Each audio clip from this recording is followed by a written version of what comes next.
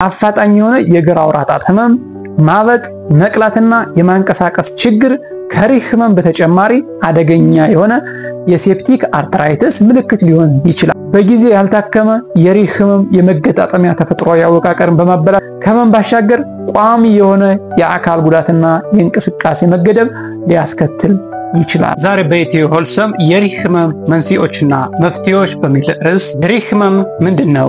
የሪህ ህመም እንዴት ይከሰታል? የሪህ ህመም ምልክቶቹ ምንድናቸው? የሪህ ህመም ከሌሎች የመገጣጠሚያ ህመሞች ምን ይለየዋል? የሪህ ህመም መንስኤዎቹ ምንድናቸው? ለሪህ ህመም የመከላከያ መንገዶች ምንድናቸው? እንዲሁም ደግሞ የሪህ ህመምን እንዴት ነው መከላከል የምንችለው? እንዴት ነው የሚታከመው የሚለውን እናያለን። ከመጨረሻው አብራችሁ እንድትቆዩ በአክብሮት ጋብዛችኋለሁ። ከዚህ በተጨማሪ ደግሞ ይህንን የዩቲዩብ ቻናል ሰብስክራይብ በማድረግ ላይክ በማድረግ ሼር በማድረግ እናንተም እንድትጠቀሙ እንዲሁም ደግሞ ለብዙዎች እንዲደርስ እንድታደርጉ በአክብሮት ጠይቃችኋለሁ ማለት ነው።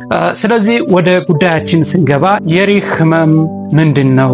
ከመቶ በላይ የሚሆኑ የመገጣጠሚያ ህመሞች አሉ። በስም ደረጃ ወይም ደግሞ የተለያየ የራሳቸው ባህሪ ያላቸው ወይም ደግሞ በሕክምና አጠራሩ የራሳቸው ስያሜ ያላቸው የራሳቸው የመለያ ሁኔታ ያላቸው ይህ በሽታ ነው ለማለት የሚቻሉ ከመቶ በላይ የሆኑ የመገጣጠሚያ ህመም አይነቶች አሉ። ከነዚህ የመገጣጠሚያ ህመም አይነቶች መካከል በአብዛኛው የሚከሰተው እንዲሁም ደግሞ ብዙ ችግር ከሚያስከትሉት የመገጣጠሚያ ህመሞች መካከል የሪህ ህመም አንዱ ነው ማለት ነው።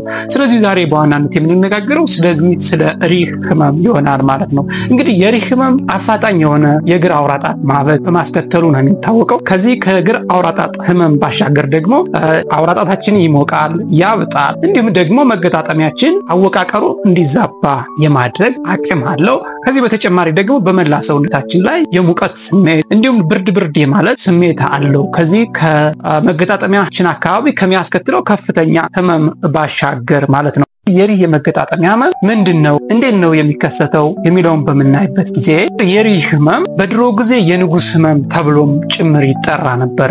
የሪህ ህመም የንጉስ ህመም የተባለው በዋናነት ምንድነው? የንጉሳዊ ቤተሰብ የሆነ ወይም ደግሞ ጥሩ ዝና ያለው ሀብት ያለው ቤተሰብ በከፍተኛ ሁኔታ ቀይ ስጋ ይመገባል፣ ከፍተኛ የሆነ አልኮል ይጠጣል። ከዚህ ጋር ተያይዞ በእነዚያ ቤተሰቦች ወይም ደግሞ ድሎት ያለባቸው ቤተሰቦች ውስጥ ይህ የሪህ በሽታ ከፍተኛ እየሆነ በሚሄድበት ጊዜ ይህ በሽታማ የሀብታሞች በሽታ ነው ወይም ደግሞ የንጉሳዊ ቤተሰቦች በሽታ ነው ተብሎም የንጉስ በሽታ ወይም የንጉስ ቤተሰቦች በሽታ ተብሎ ይጠራ እንደነበር እንግዲህ የሪህ በሽታ ታሪኩ ያስረዳል።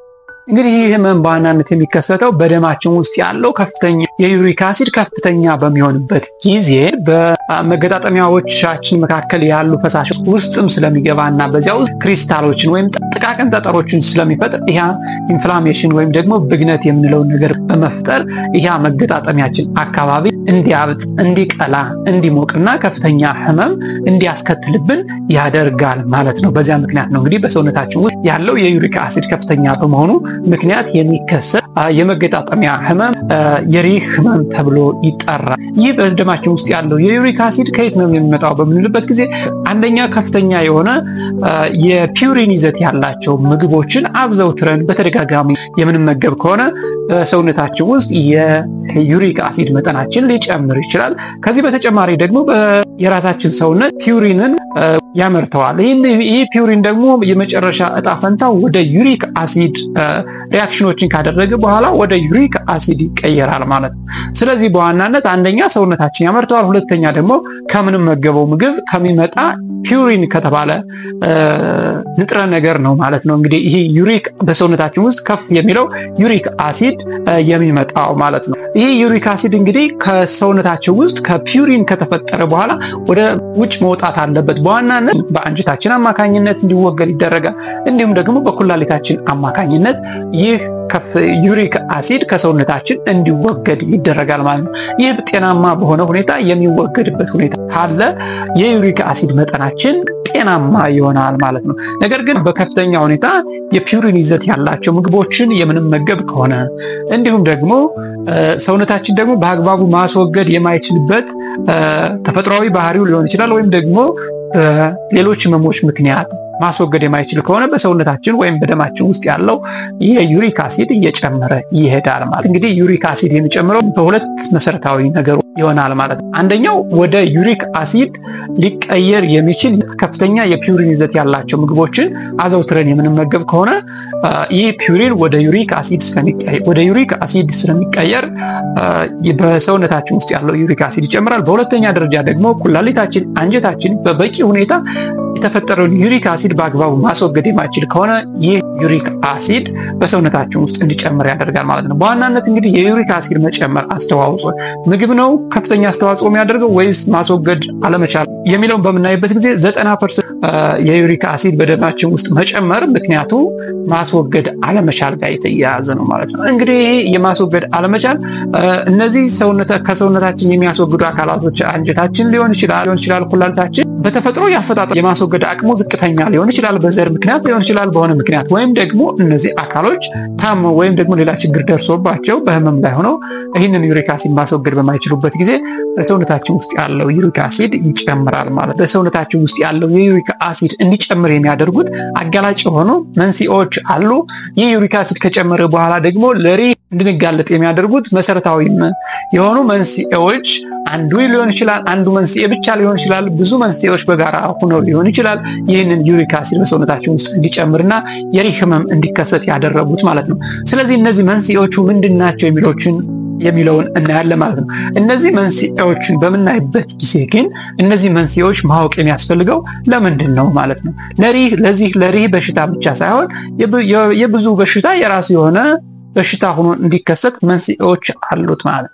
እነዚህ መንስኤዎቹ ማወቅ የሚያስፈልገው በዋናነት አንደኛ እነዚህ አጋላጭ የሆኑ ነገሮች ካሉብን እነዚያን አጋላጭ ነገር ስላሉብን ምርመራ እንድናደርግ፣ በሁለተኛ ደረጃ ደግሞ እነዚህን አጋላጭ የሆኑ ነገሮችን ማስወገድ የምንችላቸውን አጋላጭ የሆኑ ነገሮች እንድናስወግድ፣ በባህሪያችን ብቻ ማስወገድ የምንችላቸውን ባህሪያችን ቀይረን እንድናስወግዳቸው፣ እንዲሁም ደግሞ ታክመን መዳን ወይም ደግሞ ተመርምረን ማወቅ ያለብንን ደግሞ ተመርምረን እንድናውቅ፣ እንዲሁም ደግሞ ካወቅን በኋላ ደግሞ ታክመን እንድንድን ለመጠቆም ነው ማለት ነው። እነዚህ አጋላጭ የሆኑ ሪስክ ፋክተሮች ወይም ደግሞ መንስኤዎችን ማወቅ የሚያስፈልገው ማለት ነው። በዋናነት እንግዲህ እነዚህ መንስኤዎች ሊወገዱ የማይችሉ መንስኤዎች አሉ። እነዚህን የምንጠቀምባቸው በዋናነት ተጋላጭ ስለሆነ እንድንመረመር ብቻ ይሆናል ማለት ነው። እሺ፣ እነዚህን በምናይበት ጊዜ አንደኛው አጋላጭ ከሆኑ ለሪህ ህመም አጋላጭ ከሆኑ መንስኤዎች ወይም አጋላጭ ነገሮች መካከል በጾታ ወንድ መሆንና እድሜያችን ከ30 ከ40 ዓመት በላይ በሚሆንበት ጊዜ ለሪህ የመጋለጥ እድላችን ከሴቶች ከፍ ያለ ነው የሚሆነው። እንዲሁም ደግሞ ሴቶች ደግሞ ከርጣት በኋላ እንዲሁ ከወንዶች ጋር ተመሳሳይ የመጋለጥ እድላቸው ይጨምራል እንጂ በወጣት ሴቶች ላይ የሪህ ህመም የመከሰት እድሉ ጠባብ ነው ማለት ግን ጨርሶ አይከሰትም ማለት እንዳልሆነ ልብ ማለት ያስፈልጋል። ሌላው በሁለተኛ ደረጃ አጋላጭ የሆነው ነገር ምንድነው? ዘር በሚኖርበት ጊዜ አሁንም በቤተሰባችን የሪህ ህመም ካለ እኛም በሪህ ህመም የመያዝ እድላችን ይጨምራል ማለት ነው። ስለዚህ እነዚህን ጾታን፣ ዘርን የምንጠቀምባቸው እነዚህ ነገሮች አጋላጭ ነገሮች በጋራ ካሉ የመጋለጥ እድላችን ከፍተኛ ስለሆነ በሰውነታችን ውስጥ ያለው የዩሪክ አሲድ መጠናችን እንድናውቅ፣ እንዲሁም ደግሞ ሌሎች ተጓዳኝ ችግሮችም አብረው የሚመጡ ከዚህ ዘር ጋር የሚያያዙ ሌሎች ተጓዳኝ ችግሮችን እንዳሉብንና እንደሌሉብን እንድናውቅና በቅድሚያ ምርመራ እንድናደርግ ጠቋሚ የሆኑ ነገሮች ናቸው ማለት ነው እንጂ በእነዚህ ላይ ምንም አይነት ለውጥ ማምጣት በሶስተኛ ደረጃ ደግሞ ከልክ ያለፈው ውፍረት ካለብን እንዲሁ ለሪህ ያጋልጠናል። ዩሪክ አሲድ መጠናችን እንዲጨምር ያደርጋል። ሪህ ያጋልጠናል። ኮሌስትሮላችን የሚጨምር ከሆነ አጠቃላይ የሜታቦሊዝም ዲስኦርደር ካለብን እነ ስኳር፣ እነ ግፊት፣ ከፍተኛ የሆነ ውፍረት፣ ኮሌስትሮል እነዚህ በጋራ ያሉብን ከሆነ አሁንም ለዚህ ለሪህ የመጋለጥ እድላችን በከፍተኛ ሁኔታ ይጨምሩታል። ከዚያ ባሻገር ደግሞ ራሳቸውን ችለውም ለልብና ለደም ስር በሽታዎች፣ ለስትሮክ ተያያዥ የሆኑ የማይላቀቁ በሽታዎችና በአጠቃላይ በዓለም ላይ ከፍተኛ ሞትና ስቃይ ያመጡ ስለሆነ እነዚህን ራሱ ለሪህ ብቻ ብለን ሳይሆን ለራሳቸው ብለን ማስወገድ ይኖርብናል የሚለው ሌላው መሰረታዊ ጉዳይ ነው። ሌላው አልኮል የምንጠጣ ከሆነ አሁንም ለሪህ የመጋለጥ እድላችን ወይም ደግሞ ሪህ ካለብን ደግሞ እንዲባባስ ሊያደርግ ይችላል። ከፍተኛ የሆነ የፒውሪን ይዘት ያላቸው ምግቦችን አዘውትረን በተደጋጋሚ የምንበላ ከሆነ አሁንም በሰውነታችን ውስጥ ያለው ዩሪክ አሲድ እንዲጨምርና ለሪህ ህመም እንድንጋለጥ ያደርጋል። አንዳንድ መድኃኒቶች አሉ ለዚህ ለሪህ ህመም የሚያጋልጡ ለህመም ማስታገሻነት የምንወስደው አስፕሪን ለዚህ ለሪህ በሽታ የማጋለጥ እድል አለው። እንዲሁም ደግሞ በኩላሊት ህመም ሊሆን ይችላል፣ በልብ ህመም ሊሆን ይችላል፣ የፈሳሽ ማስወጫ ወይም ደግሞ ዳይዩሬቲክስ የምንላቸው መድኃኒቶችን የምንወስድ ከሆነ አሁንም ለሪህ የማጋለጥ እድል አላቸው። እነዚህን የምንወስድና ለሪህ ተጋላጭ ከሆነ ከሐኪማችን ጋር በሚገባ መነጋገር ያስፈልገናል። እነሱም ቀድመው ሊነግሩን የሚችሉበት ሁኔታ አለ ማለት ነው። ሌላው ስር የሰደደ የኩላሊት ህመም ካለብን አሁንም ለሪህ የመጋለጥ እድላችን ይጨምራል። ምክንያቱም ቅድም በሰውነታችን ውስጥ ያለው ዩሪክ አሲድ የሚወገደው በኩላሊት በኩል ነው ብለናል። በኩላሊታችን ላይ ግን ስር የሰደደ ችግር ካለ የማይወገድ ስለሚሆን ይጨምራል ማለት ነው። የዩሪክ አሲድ መጠናችን ይጨምራል። ከዚያም ተያይዞ በዩሪክ አሲድ መጨመር የሚመጡ ለልብ ህመም የመጋለጥ እድላችን፣ የኩላሊት ጠጠር እንዲይዝ የማድረግ እድል አለው። እንዲሁም ደግሞ ለሪህ ለራሱ እንድንጋለጥ ያደርገናል ማለት ነው። ሌላው ደም ግፊት ካለብን፣ ስኳር ህመም ካለብን በአጠቃላይ እነዚህ ነገሮች ለሪህ ህመም የመጋለጥ እድላችን እንዲጨምር የሚያደርጉ አጋላጭ መንስኤዎች ናቸው ማለት ነው። ስለዚህ እነዚህ መንስኤዎች ካሉ ጤናማ የሆነ የህይወት ዘይቤን በመከተል ማስወገድ ያስፈልጋል። ህክምና የሚያስፈልጋቸውን ሌላ ተጨማሪ ምርመራ የሚያስፈልጋቸውን ደግሞ ምርመራ ማድረግ ያስፈልጋል ማለት ነው። ዋናው የህክምና አማራጩ ያለው መንስኤዎቹን ከማስወገድ ጋር ስለሚሆን ታዲያ አሁን እነዚህ መንስኤዎችን ካወቅን በኋላ የመከላከያ መንገዱ ምንድነው? የሪህን በሽታ ለመከላከል የሚረዱ ነገሮች ምንድናቸው የሚለውን በምናይበት ጊዜ በዋናነት በሶስት መንገድ ከፍለን እናያለን። አንደኛው ዩሪክ አሲድ በከፍተኛ ሁኔታ እንዲመረት ግብዓት የሚሆን ከፍተኛ ፒሩሪን ይዘት ያላቸው ምግቦችን መቀነስ ያስፈልጋል። እነዚህን ከቀነስነ የሚመረተው የዩሪክ አሲድ ይቀንሳል። ያ ከቀነሰ አንዱን የመጨመሪያ መንገድ ቀነስን ማለት። በሁለተኛ ደረጃ ደግሞ የዩሪክ አሲድ መጠናችን ከፍተኛ ከሆነ ከምግብ ባሻገር ሊሆን ይችላል። ምክንያቱም ቅድም የዩሪክ አሲድ መጠናችን በ90% የሚጨምረው የማስወገድ ችግር በሚገጥመን ጊዜ ነው ስላልን ማለት። የዩሪክ አሲድ መጠናችን ሊቀንሱ የሚችሉ መድኃኒቶችን መጠቀም ያስፈልገናል። ሌላው በሶስተኛ ደረጃ ደግሞ ለዩሪክ አሲድ በሰውነታችን ውስጥ እንዲጨምር የሚያደርጉና ሪህ እንዲመጣ የሚያደርጉ አጋላጭ የሆኑ ሌሎች ተጓዳኝ ህመሞች ካሉ እነዚያን ህመሞች መመርመር ያስፈልገናል። ከተመረመርን በኋላ ደግሞ ካሉብን ማስወገድ ያስፈልገናል። ለምሳሌ ሪህ ካለብን የግዴታ ስኳር መመርመር ይኖርብናል፣ ግፊት መመርመር ይኖርብናል፣ ኮሌስትሮላችን ማወቅና ማኔጅ ማድረግ ያስፈልገናል ማለት። በእነዚህ ሶስት መንገዶች ነው እንግዲህ የሪህ ህመም እንዲቀንስ፣ ሌላው አጠቃላይ ጤናችን እንዲሻሻል የምናደርገው ማለት ነው። አፋጣኝ የሆነ የግራ አውራ ጣት ህመም፣ ማበጥ፣ መቅላትና የማንቀሳቀስ ችግር ከሪህ ህመም በተጨማሪ አደገኛ የሆነ የሴፕቲክ አርትራይተስ ምልክት ሊሆን ይችላል።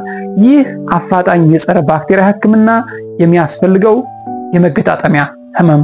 የሪህ ምልክቶች ሲታዩ በዋናነት በጤና ባለሙያ ሪህ መሆኑና ሪህ አለመሆኑ፣ ሪህ መሆኑ ወይም አለመሆኑ፣ እንዲሁም ደግሞ አፋጣኝ ለሆነ አደጋ የሚያጋልጥ ሴፕቲክ አርትራይተስ አለመሆኑ መረጋገጥ ይኖርበታል ማለት ነው። ሌላው በጊዜ ያልታከመ በደም ውስጥ ያለ ከፍተኛ ዩሪክ የኩላሊት ጠጠርና የኩላሊት መድከም ሊያስከትል ይችላል። ስለዚህ የዩሪክ አሲድ መጠን በደማችን ውስጥ ያለው የዩሪክ አሲድ መጠን ከፍተኛ ከሆነ በሰውነታችን ውስጥ ያለው የዩሪክ አሲድ መጠን መቀነስ ይኖርበታል።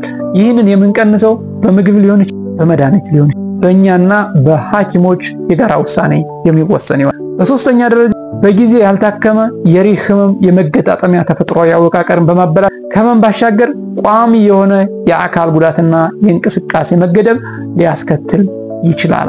ህመሙ አላመመንም ወይም ደግሞ በመሃል ህመሙ በራሱ ስለተሻለ ይህንን ህመሙ በራሱ ይድናል እያልን ዝም ብለን ማየት የለብንም። ምክንያቱም አካላችን የእንቅስቃሴ ገደብ እንዲኖረውና አካል ጉዳተኛ እንድንሆንም ሊያደርገን ስለሚችል።